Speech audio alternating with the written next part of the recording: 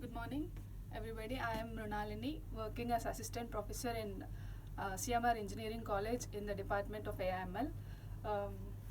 I am going to deal DBMS subject, and the topic here is normalization. In this video, we discuss what is normalization and how normalization is used, and why normalization is used. Right here, what is normalization is? A normalization is used to it is a process or a technique which is used to minimize the redundancy in a relation or a table. So why normalization is used? Because when there is a same data stored multiple times, there are some problems raised, like update anomaly, insertion anomaly, and delete anomaly. These are the problems raised due to redundancy. Redundancy is nothing but storing the same data multiple times, right? So here the update anomaly is whenever that same data is stored multiple times, when we want to make any updation to that data, for example, if an address is stored multiple times, then that address, if we make an updation to both wherever the data stored multiple times, that updation may done or may not be done. So that is the problem of redundancy.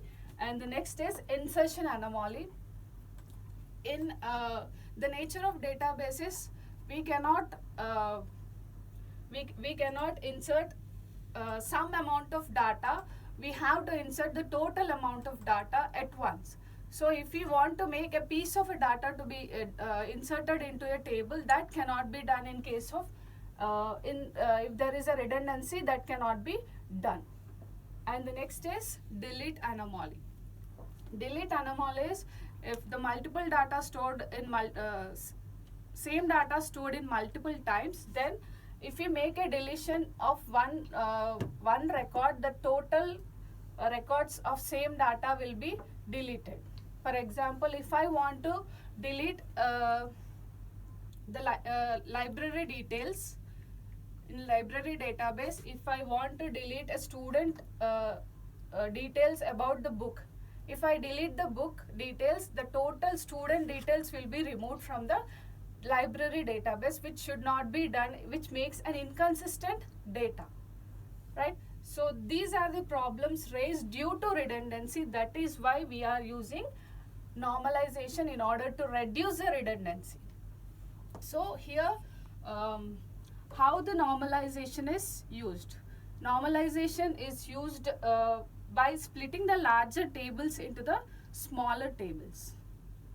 Okay, here that can be done with the help of this normal forms. In this normalization, we have different types of normal forms like 1NF, 2NF, 3NF, BCNF, 4NF, and 5NF, right? Here the first normal form is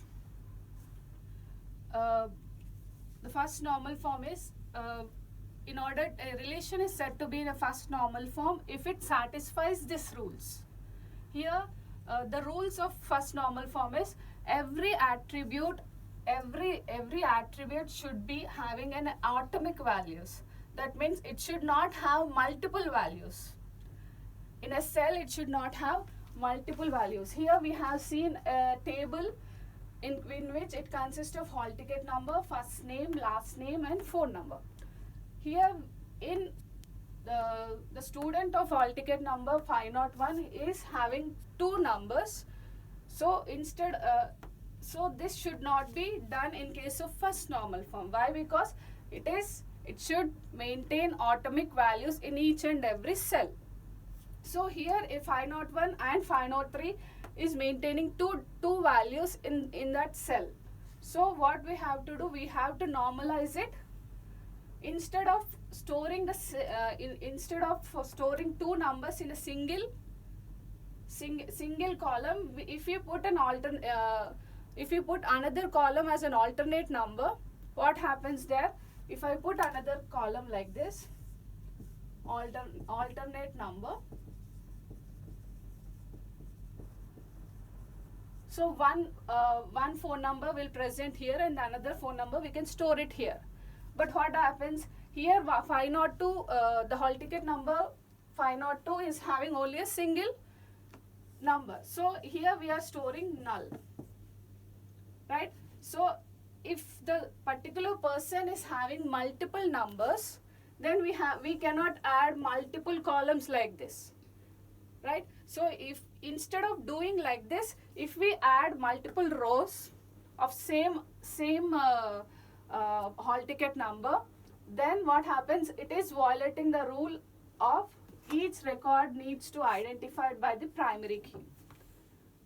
Okay, so that is violating when we insert multiple rows, this condition is violating. So we are not doing by adding a column or adding a rows. Instead of doing that, we are splitting the table, larger table into the smaller tables. Here this is a larger table, and this larger table is splitted into two different tables in which it consists of hall ticket number, first name, last name as one table, and hall ticket number, mobile as another table.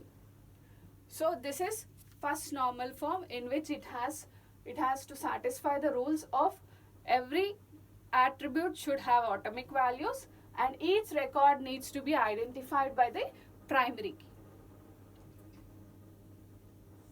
So here we are splitting the table into two different tables. By doing this, we are satisfying this first normal form conditions. Next we'll see second normal form. Second normal form, here a relation is said to be in a second normal form. It should satisfy, it should be in a first normal form. And the second condition here is there should be a fully functionally dependent on key attribute. Here the fully functionally dependency is if these are the key attribute and this is the non-key attribute. Here PQR which determines A, here this is determinant and this is dependent. Here A is a dependent and PQR are the determinant. A is functionally, A is dependent on PQR. So here fully functionally dependency is every non-key attribute is functionally dependent on key attribute which identifies uniquely. Okay, here this A is dependent on PQR totally. All the three attributes are uniquely identifying the A. So here in second normal form, it can also say like there should not be any partial functional dependencies. Here the partial functional dependency is this A is an attribute which is partially dependent on a part of this key attribute. That means it can be dependent on Q, or it can be dependent on R, it can be dependent on P. Any of the attribute, if it is depending upon any of the attribute, then it can be say as partial functional dependency. So in second normal form, this partial functional dependency should not be there. There should be only a fully functional dependency. So these are the two conditions to be satisfied for a relation to be in a second normal form. So we can see an example here. In this table we have all ticket number, name, date of birth, department number, department name and location. Okay, here we can see this is a key attribute which uniquely identifies all the attributes. Okay, location, department name, department number, date of birth, name, all these attributes are uniquely identified by the hall ticket number. And here department name and department location is depending upon the department number also. Here we can see that. Here department name and location is depending upon the department number. Why? Because with the help of this department number only we can identify the department name and the location. Right? So here this is partially depending upon the department name and location are partially depending upon the hall ticket number. So which violates the rule? There should not be any there should be fully functionally dependent on key attribute. There should not be partial functional dependency. So in this table there is a partial functional dependency, so we have to avoid that partial functional dependency. In order to do that, we are dividing this table into smaller tables.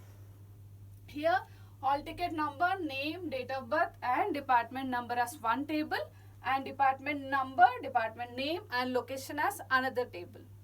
So if we split this large table into the small two tables, then this rule is satisfied. Now this table is satisfying. It should be in 1NF and there should be fully functionally dependent on key attribute. So this two tables are satisfying this condition. Now this relation is said to be in a second normal form. Thank you.